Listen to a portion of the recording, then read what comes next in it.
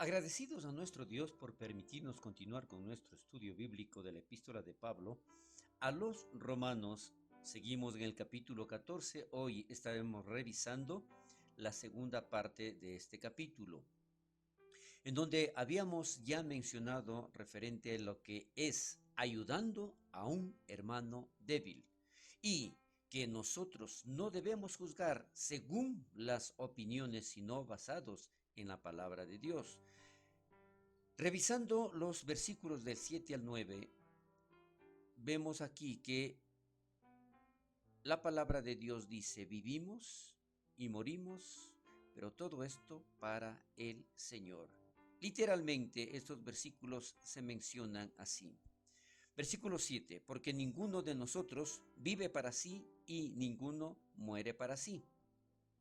Pues si vivimos, para el Señor vivimos, y si morimos, para el Señor morimos. Así pues, sea que vivamos o que muramos, del Señor somos. Porque Cristo para esto murió y resucitó y volvió a vivir, para ser Señor así, de los muertos como de los que viven. Esta es la palabra de Dios. Referente a esta frase, porque ninguno de nosotros vive para sí y ninguno muere para sí, debemos entender que de principio a fin nuestra vida está conectada a otras vidas. Pablo nos recuerda a los cristianos romanos, en este caso, que ningún hombre es una isla. Sí, Pablo decía a los cristianos romanos en esa época, y hoy nos da a nosotros el mismo mensaje: ningún hombre es una isla. Estamos siempre o debemos estar siempre conectados con los demás, pero sobre todo ayudando y edificando sus vidas. Sea que vivamos o que muramos, del Señor somos. De principio a fin, recuerde esto, de principio a fin nuestras vidas deben estar dedicadas a Dios. Por lo tanto, hagamos lo que hagamos, lo hacemos para el Señor, porque Jesús es nuestro Señor, para ser Señor así de los muertos como de los que viven. Entonces, si nosotros aquí recibimos esta palabra, definitivamente todo lo que nosotros nos propongamos hacer debe ser para edificación de nuestras vidas y de las vidas de aquellas personas que nos rodean. Más adelante, los versículos del 10 al 12 se refiere a juzgar a nuestros hermanos. Es inapropiado porque todos enfrentamos juicio delante de Jesús. Juzgar a nuestro hermano es inapropiado porque todos enfrentamos juicio delante de Dios. Es por esto que la palabra de Dios declara de la siguiente manera, versículo 10, pero tú, ¿por qué juzgas a tu hermano? O tú también, ¿por qué menospreciáis a tu hermano? Porque todos comparecemos ante el tribunal de Cristo, versículo 11, porque está escrito, vivo yo, dice el Señor, que ante mí se doblará toda rodilla y toda lengua confesará a Dios. 12. De manera que cada uno de nosotros dará a Dios cuenta de sí mismo. Esta es la palabra de Dios. Por lo tanto, vamos a ver nosotros aquí, pero tú, nuevamente repitiendo estas dos palabras que están en estos versículos. ¿Por qué juzgas a tu hermano? O tú también, ¿por qué menosprecias a tu hermano?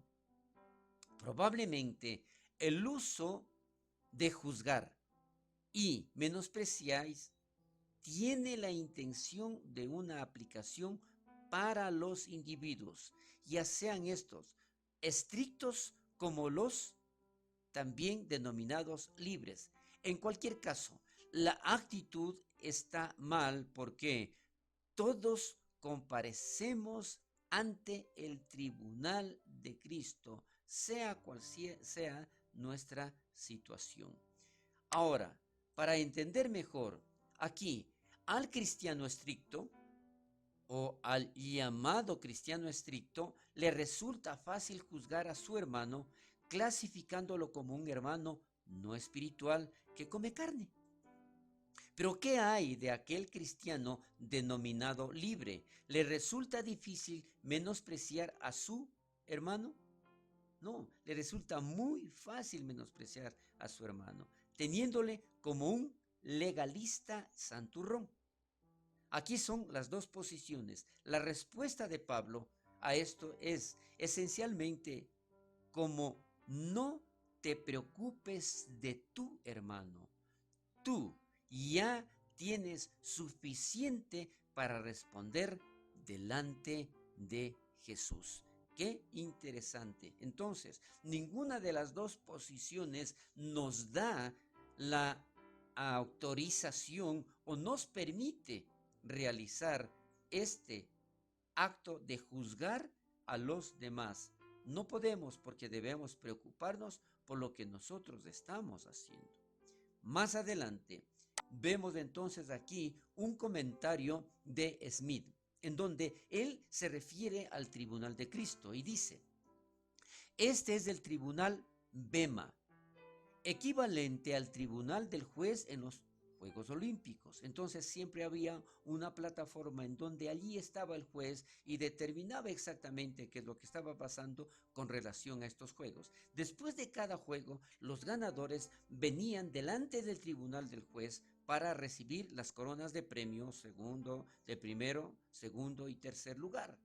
De la misma manera, las obras del cristiano serán probadas con fuego y él será recompensado por lo que permanezca. El tribunal, recuerde, el tribunal de Cristo solo se ocupa de las recompensas y posición del cristiano en el reino, no de su salvación. Es muy interesante entonces que allí en el tribunal de Cristo estarán o estaremos únicamente los que tenemos un galardón donde Dios nos bendecirá con su salvación. Se doblará toda rodilla. La cita de Isaías 45:23 enfatiza el hecho de que todos tendrán que presentarse delante de Dios con humildad y dar a Dios cuenta de sí. ¿Qué es lo que dice esta cita bíblica? En Isaías 45:23 dice: por mí mismo hice juramento, de mi boca salió palabra en justicia, y no será revocada, que a mí se doblará toda rodilla y jurará toda lengua. Es por esto, si este es el caso, debemos dejar que Dios trate con nuestro hermano y nosotros no podemos. Recuerde, no tenemos ninguna autorización de parte de nuestro juez, de nuestro rey, que Él es el que juzga y no nosotros. Más adelante el versículo 13 resumen: no lo hagas una cuestión de juzgar, pero no uses tu libertad para hacer caer a otro hermano. ¿Qué significa esto? Si la palabra de Dios dice en este versículo: así que ya no nos juzguemos más los unos a los otros, sino más bien decidid no poner tropiezo u ocasión de caer al hermano. En este hecho, entonces, en el no juzgar, ya no nos juzguemos más los unos a los otros. En el Sermón del Monte también Jesús nos ayudó a entender lo que esto significa. Significa juzgando a otros según un estándar que no quisiéramos que sea aplicado a nosotros mismos. Entonces, el momento en que nosotros juzgamos, definitivamente nosotros somos los más perjudicados. ¿Por qué? Recuerde, el momento que señalamos con un dedo, hay tres acá atrás que nos señalan a nosotros. Esto no quita la necesidad y responsabilidad de exhortación que, según Romanos capítulo 15, versículo 14, dice: pero estoy seguro de vosotros, hermanos míos, de que vosotros mismos estáis llenos de bondad, llenos de todo conocimiento, de tal manera que podáis amonestaros los unos a los otros. Pero es muy diferente. Conociendo la palabra de Dios y nosotros llenos de bondad y conocimiento de la palabra, estamos nosotros en la posibilidad de amonestar, mas no de juzgar a los demás. Como también dice, represión, según la segunda carta a Timoteo capítulo 4 versículo 2, que dice aquí, que prediques la palabra, que instes a tiempo y fuera de tiempo, redarguye, reprende, exhorta, ¿con qué? Con toda paciencia y doctrina, que es muy diferente. Cuando exhortamos o reprendemos, lo hacemos sobre principios bíblicos claros, no sobre opiniones o criterios personales. Podemos ofrecer consejos a otros sobre opiniones, pero nunca debemos juzgarlos. Esto es muy importante. Sino más bien decidir no poner tropiezo u ocasión de caer al hermano. Hay dos maneras que podríamos tropezar o causar que nuestro hermano caiga. Podemos desanimarlos o abatirlos con nuestro legalismo contra ellos, o podemos hacerlo al atraerlos a pecar por medio de un uso imprudente de nuestra libertad. Pero recuerde, aquí lo que debe prevalecer es el amor y el conocimiento en la palabra de Dios. Más adelante, los versículos 14 y 15 dice, al destruir a un hermano es no andar conforme al amor. Qué importante.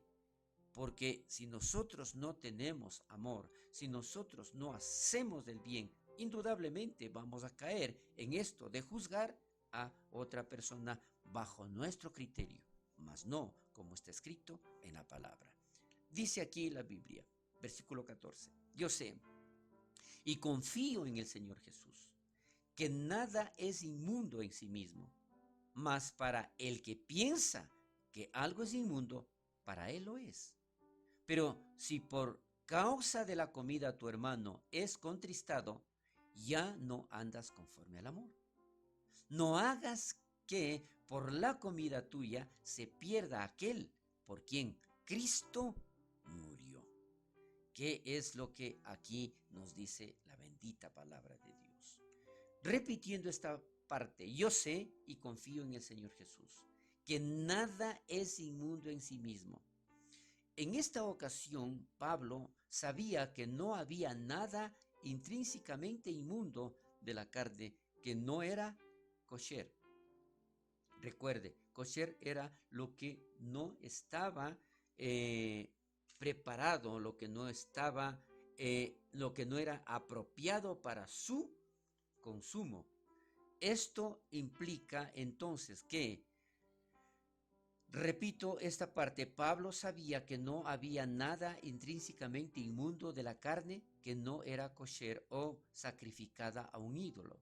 Sin embargo, no había nada que pudiera justificar la destrucción de un hermano cristiano por la comida. Aquí nosotros tenemos un comentario de Trapp acerca de esta frase, yo sé y confío, que dice, muchos, al contrario, son persuadidos antes de que sepan, y tal no serán persuadidos a saber. Entonces, ¿qué es lo que nosotros podemos ver aquí y ampliar un poco más en estos versículos? Ya no andas conforme al amor. El asunto ahora no es mi libertad personal, pero es andar conforme al amor hacia alguien a quien Jesús ama y por él que murió. Si Jesús murió por una persona, ¿qué derecho o con qué autoridad nosotros podemos juzgar? Si él lo hizo de una manera en que él sabe exactamente lo que va a pasar. Aquí terminaríamos nuestro estudio bíblico. Continuaremos la próxima semana, si así Dios lo permite. Bendiciones.